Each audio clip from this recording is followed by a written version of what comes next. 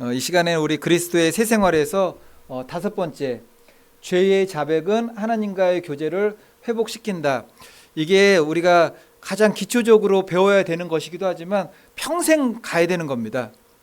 이게 처음 예수 그리스도를 믿게 될 때, 정말 믿음 안으로 들어갈 때, 하나님, 내가 죄인인 것을 자백하고, 자백하다, 고백하다, 회개하다, 다 동일한 말이죠. 하나님과의 교제가 회복됩니다. 다음 넘겨주세요. 네. 요한일서 1장 9절 보면은 죄의 자백, 성경에는 자백한다고도 나오고 회개한다고도 나오죠. 우리 죄를 사하신다는 분명한 약속을 주셨습니다. 다 같이 한번 읽어보겠습니다. 요한일서 1장 9절 시작. 만일 우리가 우리 죄를 자백하면 그는 미쁘시고 의로우사 우리 죄를 사하시며 우리를 모든 불의에서 깨끗하게 하실 것이요. 근데 성경에서 말하는 자백하고 세상에서 말하는 자백은 좀 다른 것 같아요. 성경에서 말하는 자백은 정말 회개하는 것, 하나님 앞에 내가 죄인인 것과 정말 그 죄를 처리하실 분이 하나님밖에 없다라는 것을 알고서 다 내놓는데 내려놓을 수 있어야지 내놓는 거죠. 근데 세상에서의 자백은 그런 것 같진 않아요. 그냥 뭐 정말 회개하면서 자백하는 사람들도 있지만 상황 때문에 말하지 않으면 어쩔 수 없으니까 이게 자백하는 경우도 있죠. 그러니까 성경에서 자백은 온전한 회개를 말한다. 죄가 무서운 이유가 있어요. 죄가 가장 끔찍한, 세상에서 가장 끔찍한 것, 아니 전 우주 공간에 걸쳐서 가장 끔찍한 거는 죄입니다. 왜냐하면은 하나님과의 우리 관계를 생각할 때 가장 행복하게 하는 것, 가장 소중한 것, 반드시 필요한 것을 그 죄가 빼앗아 가기 때문에 그렇습니다. 그것이 무엇이냐? 우리가 가장 행복할 때가 언제죠? 그리고 가장 너무나 정말 그 행복할 때가 하나님과의 교제가 막힘이 없을 때였습니다. 그러니까 세상에 죄가 들어오기 전이었죠. 하나님과의 교제가 근데 죄로 인해서 단절이 됩니다. 하나님께서는 우리를 어느 상황에서건 구원해 주시기 원하시고 건져 주시기 원하시고 은혜를 베푸시기 원하시고 형통케 하시기를 원하시죠. 왜냐하면은 우리는 하나님의 자녀이기 때문에 그렇습니다. 그런데 우리는 하나님의 구원의 은혜와 축복 주심과 형통을 받아들이지 않아요. 그렇지 않은 것 같죠. 우리가 하나님의 형통을 구하고 축복을 구하고 은혜를 구하는 것 같은데 사실은 그것을 거부하는 겁니다. 왜인가 하면은 죄에 빠지게 되면 그렇게 되는 거죠. 근데 우리가 얼마나 이게 죄인이냐 하면은 죄 가운데 빠져 있으면서도 하나님 앞에 축복받기 원하고 형통 가운데 거하기 원하고 은혜로 인도함 받기를 원합니다. 이게 죄인이죠. 정말 죄인. 어쨌든 죄는 반드시 너무나 슬프게도 하나님과 우리와의 모든 교제, 하나님과의 우리 교제라는 것은 하나님의 우리의 축복 주심, 인도하심, 형통케 하심, 우리를 섭리하심의 은혜들이 다 단절이 된다는 거죠. 단절이. 그래서 요한일서 1장 9절 보면은 그러한 죄에서 하나님의 죄사함, 용서를 받으려면은 무엇을 하여야 된다고 이제 교훈을 하느냐면은 회개죠. 회개. 회개입니다. 자기 죄를 자백하면 죄를 자백하라는 거죠. 진실로 내가 죄인인 것을 인정하라는 겁니다. 그게 상한 심령이에요. 성경에 나오는 하나님께서 상한 심령을 기뻐하시고 상한 심령에게 긍휼을 베푸시는 상한 심령은 회개하는 심령입니다. 내가 죄인인 것을 고백하는 거죠. 하나님 앞에. 죄의 자백이라는 것은 세상에서는 있는 죄를 정말 실토하면서 나열하는 걸 의미하지만 내가 하나님 앞에 진실로 성경적인 회개는 죄인인 것을 인정하고 돌이키려는 그 마음의 의지가 있는 겁니다. 하나님의 은혜를 구하면서. 잠깐만요. 이게 나왔나요? 요한일서. 진영이가 이거 지금 하는 거죠? 잠깐만 누르지 마봐. 내가 해볼게. 안 되네요. 네. 우리가 죄를 하나님께 자백할 때 하나님께서 약속해 주신 두 가지가 있어요. 요한일서 1장 9절 보면은 하나님께서 우리에게 약속하여 주신 것 두 가지. 한번 말씀은 하지 마시고 한번 찾아보세요. 만일 우리가 자백할 때, 회개할 때 약속하신 두 가지. 만일 우리가 우리 죄를 자백하면 그는 미쁘시고 의로우사 우리 죄를 사하시며 우리를 모든 불의에서 깨끗하게 하실 것이요. 이제 두 가지가 뭔지 아시겠죠? 우리 죄를 사하시며 모든 불의에서 깨끗하게 하실 것이요. 이제 넘겨주세요.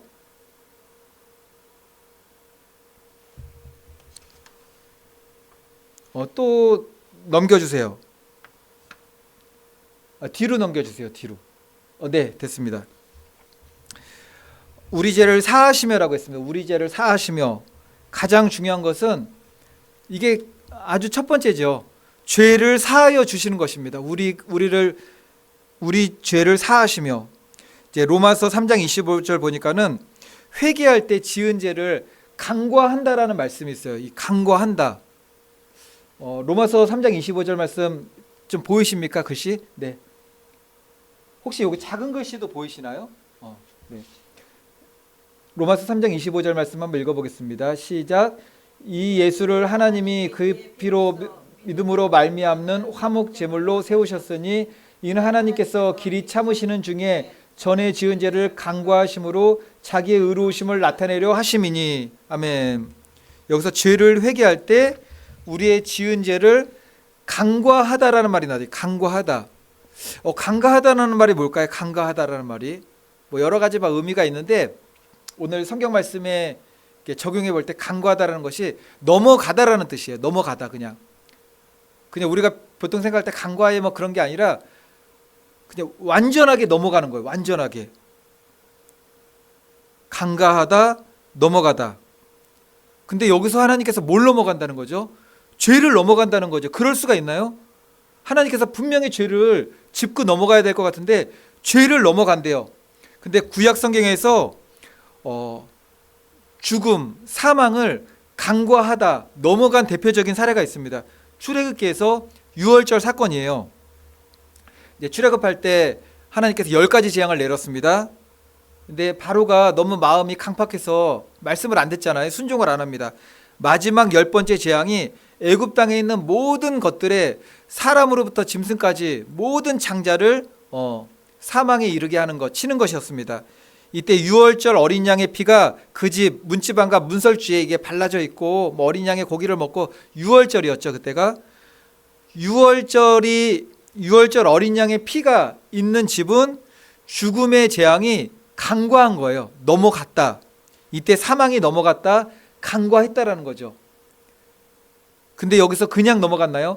어린 양의 피가 있는 그 집에만 간과했는 거죠.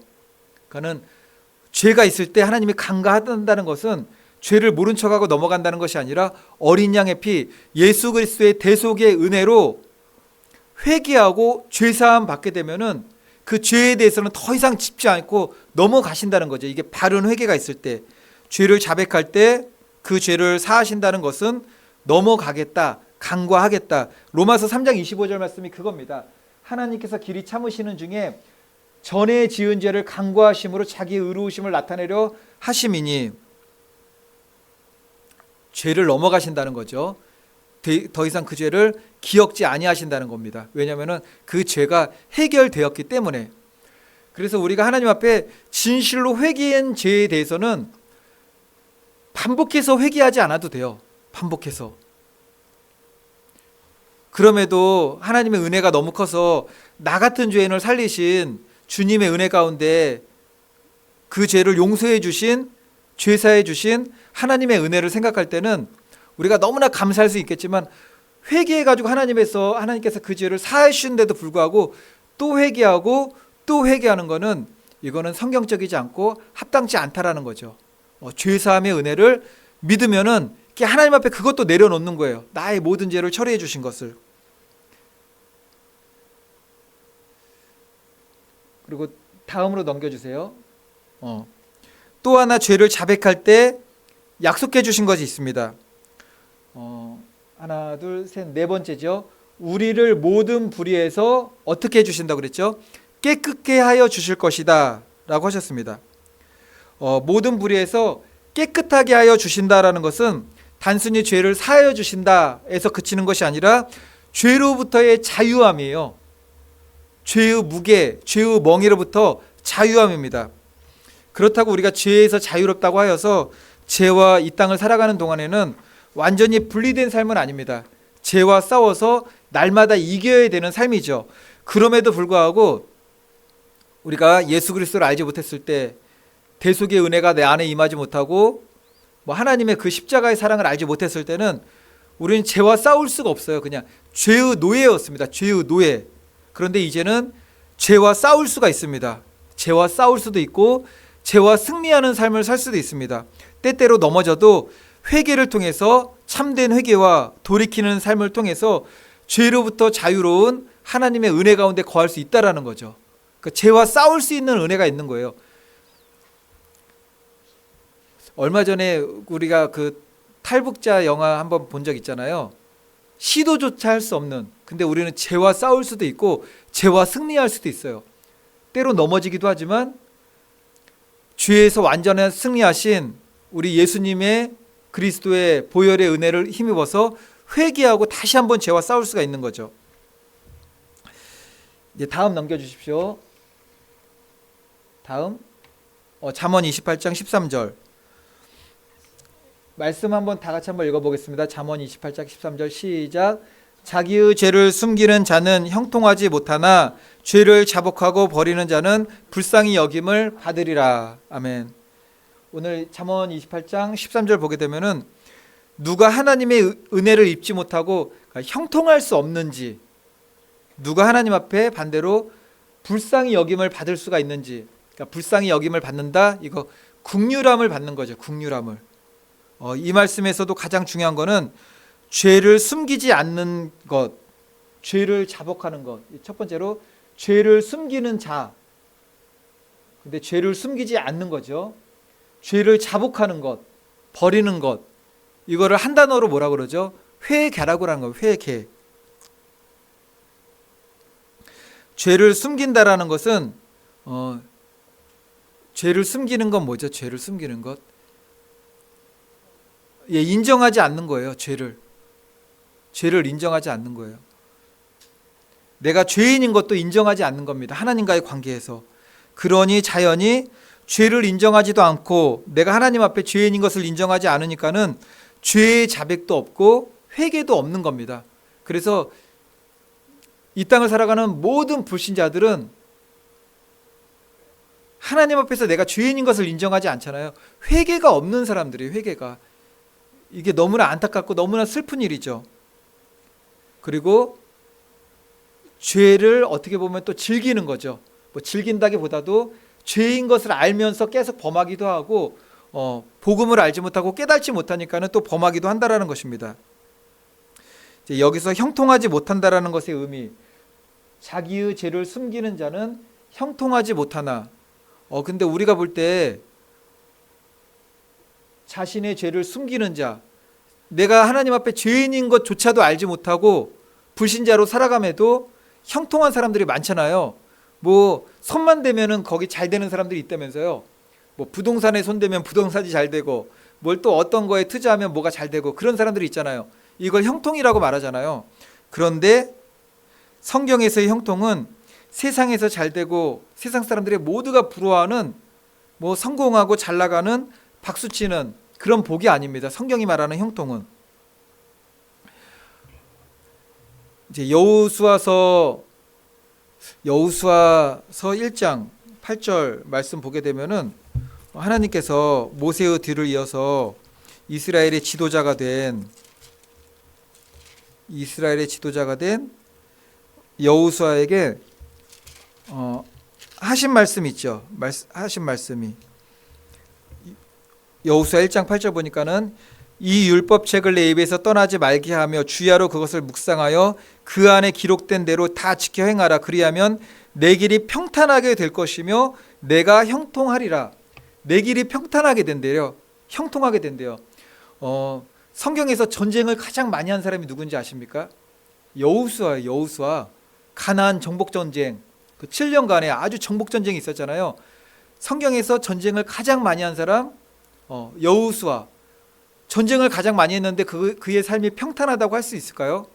전쟁을 가장 많이 했는데 그의 삶이 형통하다고 할 수 있을까요? 성경에서 말하는 평탄과 형통이라는 것이 우리의 기준과 다르기 때문에 그렇습니다. 우리의 삶은 고난의 삶이라 할지라도 하나님께서 승리의 삶으로 이끄시는 것이 평탄이에요. 그게 우리의 삶은 골짜기입니다. 아주 깊은 골짜기예요. 그런데 그 골짜기와 같은 고난의 삶에서 하나님께서 우리에게 승리를 주십니다. 그러면은 그것이 평탄한 삶이 된다라는 겁니다. 그것이 아무 문제가 없고 아무 고난도 없고 어떤 비바람이 없어가지고 평탄하고 형통이 아니라 삶과 환경과 형편은 어떠하든지 하나님이 나와 함께 하시고 하나님의 뜻과 섭리 가운데 승리의 삶으로 이끌게 되면은 그게 평탄과 형통의 삶이라는 것입니다. 자기의 죄를 다시 뒤로 가셔야 돼요. 뒤로. 네. 그리고 죄를 숨긴다. 죄를 숨긴다. 라는 의미했죠. 그리고 하나님께서 가장 불쌍히 여기는 사람, 하나님께서 가장 불쌍히 여기는 사람이 누구냐면은 여기서 불쌍히 여긴다라는 것은 성경에서 가장 좋은 의미예요. 가장 좋은 의미. 우리는 어떤 사람이 불쌍하죠? 우리 살다가 불쌍한 사람은 거의 다 가난하고 힘들고 헐벗고 뭐 하는 일마다 되는 일도 없고 사람들이 보기에는 너무너무 착한데 맨날 세상에서 당하고 아주 그냥 너무 힘들게 사는 사람 불쌍하게 여기는 거잖아요. 근데 하나님께서 불쌍히 여기는 사람은 그런 사람이 아닙니다. 근데 하나님께서 일단 불쌍히 여기시면은 그 사람은 축복받은 사람이에요. 하나님께서 어떤 사람을 불쌍히 여기시는가? 죄를 자복하고, 말씀 다 같이 읽어보겠습니다. 시작. 죄를 자복하고 버리는 자는 불쌍히 여김을 받으리라. 하나님께서 정말 불쌍히 여기는 사람은 뭐냐면은 자기 죄를 자복하고 버리는 사람이래요. 우리도 불쌍한 사람이 이렇게 안아주잖아요. 이게 너무 안아주잖아요. 위로해 주려고. 근데 하나님께서 누구를 안아주시고 누구를 위로해 주느냐? 자기 죄를 막 자복하는 사람이죠. 가슴을 치면서. 그리고 그 죄를 버리는 사람이에요. 하나님으로부터 불쌍히 여김을 받는다라고 합니다. 하나님의 불쌍함을 입는 사람, 죄를 자복하고 버림으로 인해서 불쌍함을 얻게 되면은 이보다 더 큰 은혜가 없는 거죠. 이처럼 죄를 회개하고 버리는 것을 하나님께로부터 불쌍히 여김을 받는다. 긍휼을 입었다라고 그러는 거죠. 긍휼을 입었다. 그래서 우리가 죄에 대해서 하나님의 긍휼을 입은 사람들이기 때문에 누군가에 대해서도 반드시 긍휼을 베풀어야죠. 긍휼을 베풀어야 됩니다. 다음 넘겨주세요. 이제 긍휼에 대해서 산상수훈 가운데 팔복 말씀 가운데 우리 예수님께서 말씀하셨습니다. 몇 번째 말씀인지 아시겠어요? 산상수훈 마태복음 5장 7절. 다섯 번째 말씀이에요. 다섯 번째. 우리 마태복음 5장 7절 다 같이 한번 읽어보겠습니다. 시작. 긍휼히 여기는 자는 복이 있나니 그들이 긍휼히 여김을 받을 것이미요. 첫 번째, 긍휼히 여기는 자는 복이 있나니 그들이 긍휼히 여김을 받을 것이미요. 죄를 자복하고 회개하는 자는 긍휼히 여김을 받고 그들은 또 긍휼히 여깁니다. 또 하나님께로부터 또 긍휼히 여김을 받습니다. 마태복음 18장 22절 말씀. 예수께서 이르시되, 다 같이 읽습니다. 시작. 예수께서 이르시되 내게 이르노니 7번뿐 아니라 7번을 70번까지라도 할지니라. 아멘. 형제 하나님 사랑, 이웃 사랑의 원리, 우리가 하나님께로부터 죄 사함을 받은 것처럼 형제에 대한 죄와 실수도 우리가 긍휼한 마음으로 용서해 줄 수 있어야 된다는 거죠. 사랑은 허다한 허물을 덮는다라고 했어요. 그런데 전제는 항상 있어요. 전제는 회개할 때죠. 회개할 때. 그렇다고 우리가 회개하지 않는 사람에 대해서 막 이렇게 못되다 나쁘다 그럴 수는 없는 거죠. 그 하나님께서 우리에게 오래 참으신 것 같이 우리도 오래 참음의 마음으로 그가 회개할 수 있도록 계속 기다려 주는 거죠. 근데 회개하고 잘못을 뉘우치고 용서를 빌면은 반드시 용서해 줘야 된다라는 겁니다. 그것이 우리와 하나님께서 우리에게 베푸신 은혜이기 때문에 그래요. 성경에는 죄와 관련해서 정말 악한 죄를 저지른 사람들이 많이 나옵니다. 그러나 우리가 너무나 마음이 아픈 사람이 있죠. 하나님 마음에 합했던 사람, 합한 사람, 믿음의 사람, 이스라엘 역사상 최고의 왕으로 추앙받는 사람, 대표적으로 너무나 악한 죄를 저질렀던 대표할 만한 한 사람을 꼽으라고 한다면은 다윗을 꼽을 수가 있죠. 이게 넘겨주세요. 네, 어느 순간 이제 다윗의 신앙이 나태해졌습니다. 그러다가 밤에 일어났어요.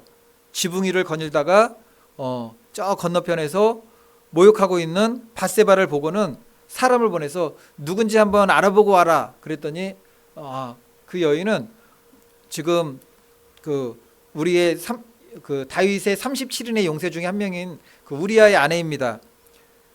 다윗은 우리아가 남편이고 유부녀인 것을 알면서도 왕궁으로 불렀어요.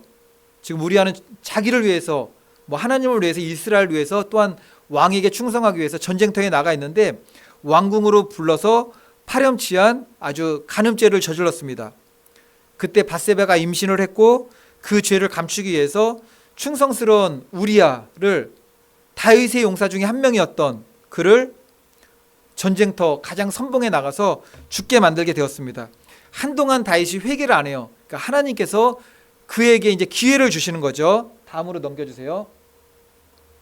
하나님께서 나단 선지자를 보내셔서 다윗의 죄를 책망했죠. 다윗의 죄를 이제 이야기를 하면서, 어떤 사람이 양이 있는데 양이 많은데도 불구하고 양이 한 마리밖에 없는 사람이 양을 가져다가 양을 잡고 막 그런 얘기를 하다가 다윗이 불같이 화를 내니까 누가 그런 짓을 하냐고 그러니까 당신이요, 이제 그 얘기를 하게 되는 거죠.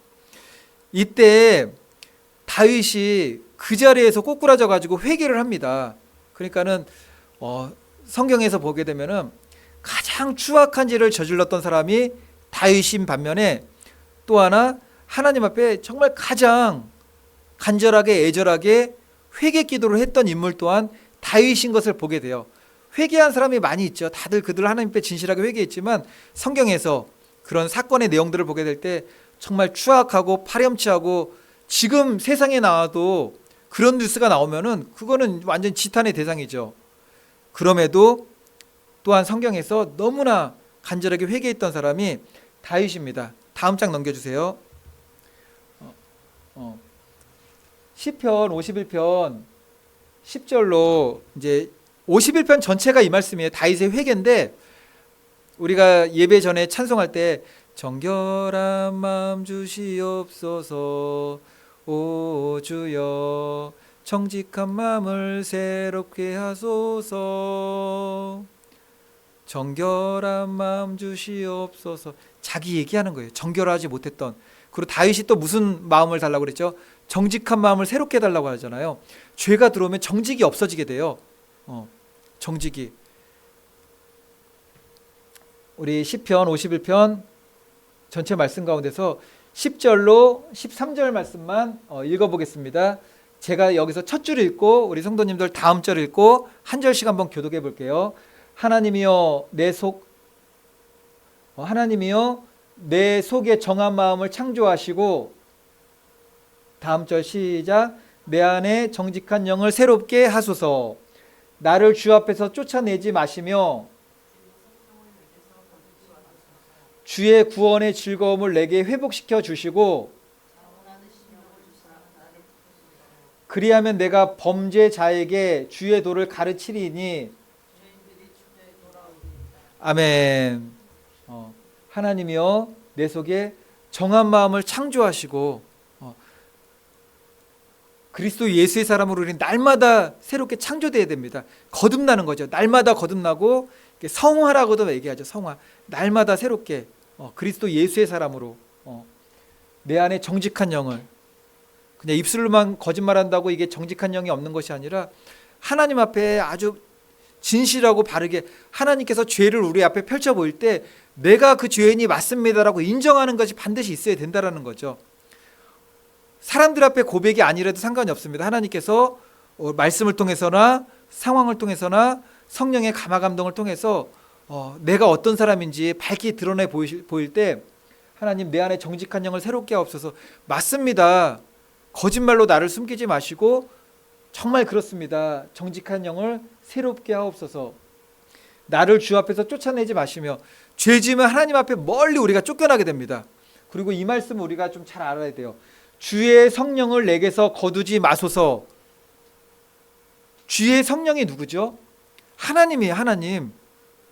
우리는 예수님 믿는 거하고 성령 받고 뭐 방언하는 걸 따로 생각하지만, 성령이 떠난다는 것은 하나님이 나와 이제는 함께하지 않는다라는 겁니다. 그리스도 예수의 영이신 하나님의 영이시죠. 또 우리 주님이시죠. 그리스도 예수의 영이신 보혜사 성령님이 죄 가운데 떠납니다. 떠나. 그럼 하나님이 나에게서 떠나시는 거죠. 떠나지 않기를 주의 구원의 즐거움을 내게 회복시켜 주시고, 우리 회개가 우리 자신의 의지만으로는 되지 않습니다. 하나님 앞에 철저하게 나 자신을 내려놓고 하나님 앞에 구해야 돼요. 하나님, 내가 성령 안에서 진실로 정직한 영으로 회개할 수 있도록 구원의, 세상에서 가장 큰 즐거움은 구원의 즐거움입니다. 구원의 기쁨이죠. 바라기는 저와 성도님들 모두 그러한 믿음으로 날마다 승리하실 수 있기를